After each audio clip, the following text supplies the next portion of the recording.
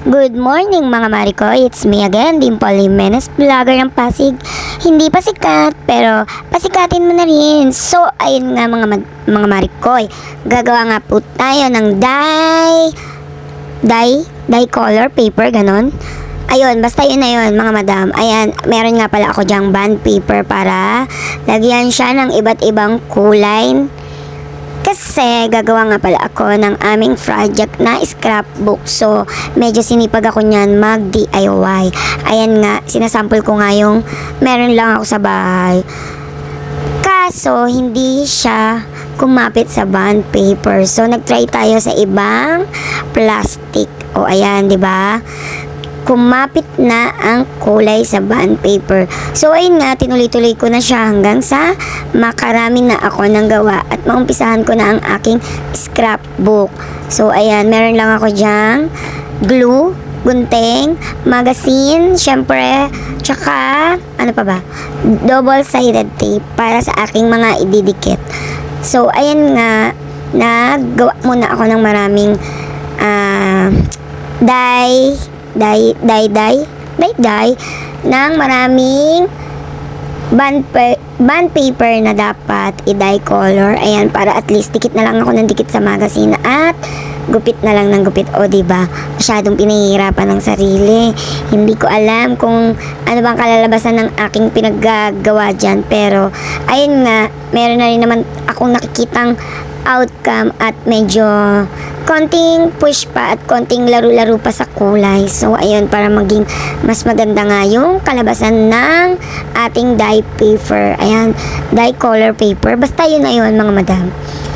Yun, ayan nga. O, diba? Walang kakwenta-kwenta yung sinasabi ko. Bahala na kayo, mga madam, intindihin. Basta yan na yan, o.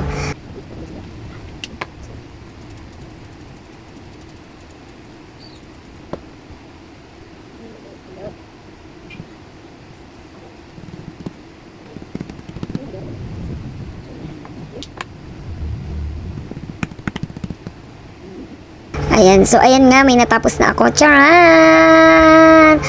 Okay na ba yan? So, ayan. So, paulit-ulit ko lang yan ginawa at tinry ko ng magdikit sa magazine. So, ayan na yun. Ayan na siya.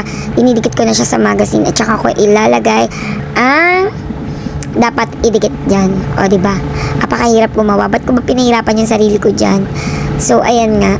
Hindi ko ba alam kung anong nangyari. Ba't ko pinahihirapan ng sarili ko? Pwede ko naman idikit diretso ng magazine lang yung gamit. Pero, so ayun nga, mas gusto ko kasing maging mas maganda pa yung outcome ng aking project. Kaya ko yan ginawa. O, ayan, di ba? So, ayan, meron akong paunting-unting nagagawa. Ayan, o ayan, dinikit ko na yung mga president. Ano ang title niya? The President of the Philippines. Ayan, mga Maricon.